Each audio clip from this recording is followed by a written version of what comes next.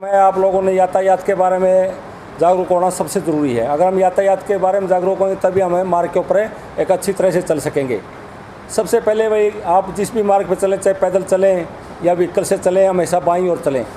दाहिने बाएं मुड़ते समय इंडिकेटर का प्रयोग करें। अंडर एज बच्चे जो हमारे परिवार में 18 साल से कम उम्र के बच्चे, उनको व्हीकल का प्रयोग बिल्कुल भी ना दें। अगर आप उसको व्हीकल देंगे, कोई भी चाहे माता पिता है या किसी ने और को व्हीकल दिया, उसको भी सज़ा का प्रावधान है। भाई कोई भी अपने अंडर एज बच्चे को अपना व्हीकल ना दे। 18 साल होने के बाद अपने लाइसेंस के लिए अप्लाई करें। पहले लर्निंग लाइसेंस बनेगा, वो 6 महीने के लिए सीखने के लिए होता है। उसके बाद में फिर लाइट लाइसेंस के लिए अप्लाई कर दें और 20 साल की उम्र हो जाए तो हैवी व्हीकल का लाइसेंस बनवाएं, फिर अपने व्हीकल को चलाएं। वैसे आपकी उम्र चाहे 50 साल हो, अगर आपके पास लाइसेंस नहीं है तो आपने बिल्कुल भी किसी भी प्रकार का व्हीकल को नहीं चलाना है। आप जिस भी मार्ग पर जाएं, 3 प्रकार के रोड साइन नज़र आएंगे: आदेशात्मक, सूचनात्मक और संकेतात्मक। आदेशात्मक में 2 निशानों को छोड़कर सभी गोलाकृति के होते हैं। वो आपको आदेश दे रहे हैं कि आपने मार्ग के ऊपर ऐसे चलना है। अगर आप उनकी पालना नहीं करोगे तो चलान होगा। वो बताएंगे यहाँ स्पीड 40 की है, 50 की है, 80 की है, उसके अनुसार ही आपको व्हीकल को चलाना है। यहाँ नो पार्किंग है। वो जो भी आदेश दे रहे हैं आपने उसकी पालना करिए। अगर आपने उसकी पालना नहीं की तो चलान होगा। और जो चेतावनीयात्मक है, त्रिभुज आकार के होते हैं, आपको पहले ही चेतावनी देंगे आगे चल के त्योर मोड़ है, रेलवे फाटक है, ब्रेकर है। अगर आप इसका पालन नहीं करेंगे ना, चलान तो नहीं होगा लेकिन दुर्घटना बहुत बड़ी होगी। और फिर संकेतात्मक है, ये आयताकार और चकोर होते हैं, ये आपका समय और तेल दोनों बचाएंगे। ये बताएंगे आगे चल के कि जलपान कहाँ है, रेस्ट हाउस है, पेट्रोल पंप है, नरवाना, दिल्ली आपका मार्गदर्शन करते रहते हैं और आपका समय और तेल दोनों बचाते हैं। भाई इन साइनों का हमेशा प्रयोग करते हुए चलना चाहिए। आप जिस भी मार्ग पर चाहेंगे, जो भी आपको संकेत नजर आए उसको ज़रूर ध्यान से देखें। बड़ी दिक्कत की बात, अगर हमारी गाड़ी को दिल्ली चंडीगढ़ जाती है तो एक आदमी 5-5 चलान करा के आ जाता है। उसका यही कारण है कि हम आदेशात्मक निशान का प्रयोग नहीं कर रहे। भाई इस मार्ग के ऊपर हमारी स्पीड कितनी होनी चाहिए, वहाँ कैमरे लगे हुए हैं, वहाँ कोई पुलिस हाथ नहीं दे रही आपको, लेकिन आपके मोबाइल पर ही मैसेज आ जाता है। प्लीज़ आप जहाँ भी जिस भी मार्ग के ऊपर जाएं, रोड साइन का प्रयोग ज़रूर करें। देखिए भैया हमारी स्पीड कितनी है। और जहाँ भी आप जेब्रा रेड लाइट के ऊपर जाएं, रेड लाइट के ऊपर जाएंगे, जेब्रा क्रॉसिंग से पहले स्टॉप लाइन है। अगर आप ग्रीन लाइट के अंदर उसको पार करके जेब्रा क्रॉसिंग को, तो सावधानीपूर्वक अपने चौक को पार कर लें। और किसी कारण से येलो लाइट हो गई है और या रेड लाइट हो चुकी है तो जेब्रा क्रॉसिंग के साथ में स्टॉप लाइन है, अपने व्हीकल को स्टॉप लाइन से पीछे रोकें। अगर आपका कोई भी व्हीकल का हिस्सा स्टॉप लाइन पे आएगा या जेब्रा क्रॉसिंग पे आएगा तो चलान होगा। तो आप लोगों ने इसके बारे में जागरूक होना बहुत ज़रूरी है। अगर आप नहीं हो गए तो ये दुर्घटना भी बहुत बड़ा कारण हो जाता है। अक्सर लोग इसमें तोड़ने में विश्वास रखते हैं, ये नहीं पता भाई आगे से जिसको ग्रीन निशान है उसने क्रॉस करना है, वो अपनी स्पीड से आएगा और एक्सीडेंट का सबसे बड़ा कारण हो जाता है। इसलिए कभी भी आपने लाइट जंप नहीं करना है। कहीं भी आप किसी भी मार्ग पर जाएं तो पहले ही आप रखें। जेब्रा क्रॉसिंग सड़क पार करने का सबसे नज़दीकी मार्ग है। आप जिस भी मार्ग पर जाएंगे बिल्कुल क्लियर करें। जो सफ़ेद पट्टियाँ आपको नज़र आएंगी ना, वो एक जेब्रा क्रॉसिंग है, उससे ही आप अपने मार्ग को पार करें। आप फिर भी जिस मार्ग पर जाएँ, जो आपने पट्टी दिख रही है बिल्कुल जिसमें कोई कट ना दिया, कई बार वो डिवाइडर का काम करती है। अगर आप जिस रोड के ऊपर जिस पट्टी के अंदर कोई कट नहीं है तो बगैर किसी उचित कारण के आप उसके ऊपर अपने व्हीकल को नहीं चढ़ा सकते। आप अपनी लाइन से चलिए, उसको क्लियर रखें, क्योंकि मार्ग को 2 भागों में बांट रही है। अगर आपका व्हीकल उस पर बगैर किसी उचित कारण के उसकी ओर जाएगा तो भी चलान होगा। जहाँ भी आप जाएँ, हमारी गाड़ी के अंदर 3 प्रकार की लाइट होती है: रेड, येलो और वाइट। अगर रेड लाइट आपको दिखाई दे रही तो आप समझ लेना व्हीकल ने ब्रेक ले लिया है।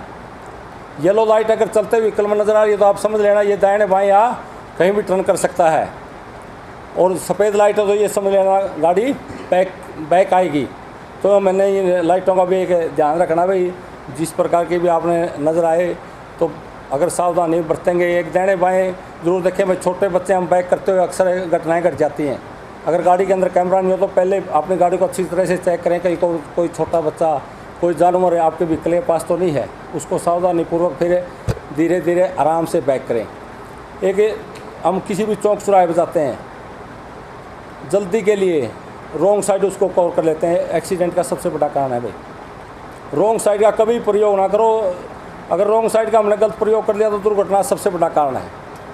जहाँ भी आप अपनी साइड से आइए, अक्सर हमने देखा है यहाँ हमारे जो शमशान घाट है और नहर पुल है, यहाँ सबसे ज़्यादा लोग रॉन्ग साइड आए हैं, लेकिन इसके ये दुर्घटना सबसे बड़ा कारण हो जाता है।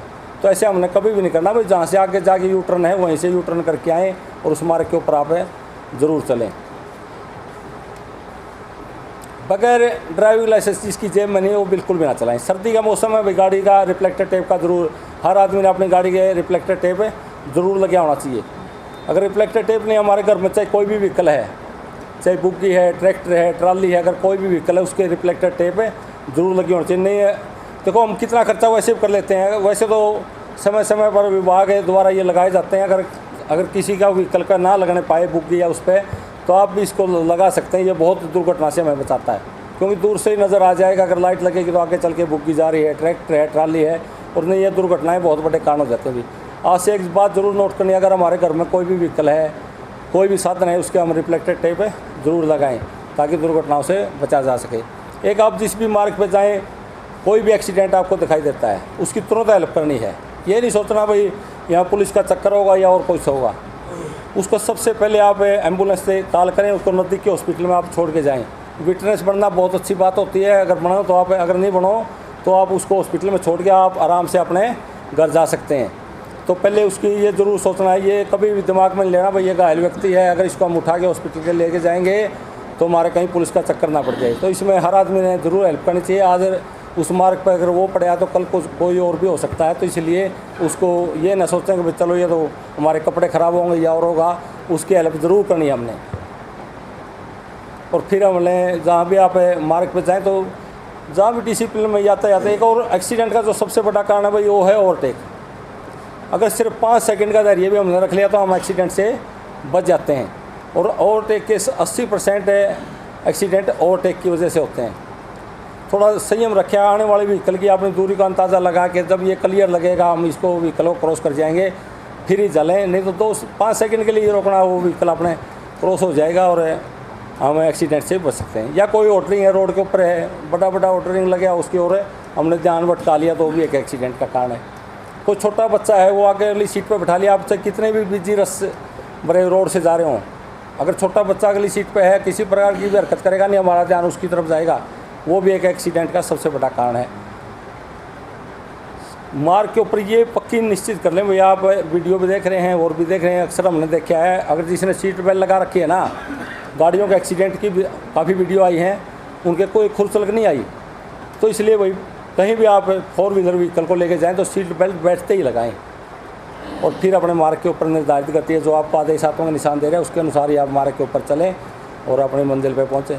और इसी तरह 2 व्हीलर के ऊपर, भाई 2 व्हीलर के ऊपर 2 ही बैठे हैं, दोनों के सिर पर हेलमेट होना चाहिए। अगर हेलमेट नहीं है तो आपने वीडियो देखी होंगी, हेलमेट आ गया ट्रैली का पहिया ऊपर को टप गया, ऐसी वीडियो आई हैं, उससे वो लेकिन जवान के बिल्कुल भी चोट नहीं आई क्योंकि उसने हेलमेट को बचा लिया। पुलिस के चलान से बचने के लिए हेलमेट का प्रयोग नहीं करना, अपना जीवन बचाने के लिए हेलमेट का प्रयोग करो, अपने परिवार को खुशहाल बनाने के लिए हेलमेट का प्रयोग करें। और ये कह देते नहीं कई बार अक्सर भाई 1000 रुपये चलान है। हम वो बूढ़ा खेड़े के अंदर ऐसी प्रोग्राम था हमारा, तो एक बुजुर्ग ने कहा था खड़ा होकर अगर हेलमेट का 1 लाख रुपये चलान होता तो भी कम था, क्योंकि उसका इकलौता बच्चा था और वो एक्सीडेंट में चल बचा था। क्योंकि वो बार बार उसके माता पिता कहते थे बेटा हेलमेट को डाल, और वो बच्चा उसको हेलमेट का प्रयोग नहीं करता था, एक्सीडेंट के अंदर उसकी मौत हो गई थी। तो प्लीज़ भाई अपने घर परिवार से जो भी हैं या खुद भी जाएँ तो हेलमेट का और सीट बेल्ट का प्रयोग करें, रोड साइनों का प्रयोग करें, घायल व्यक्ति की मदद करें। और आपने इतना ध्यानपूर्वक ये सुना, सबका धन्यवाद। नमस्कार, जय हिंद।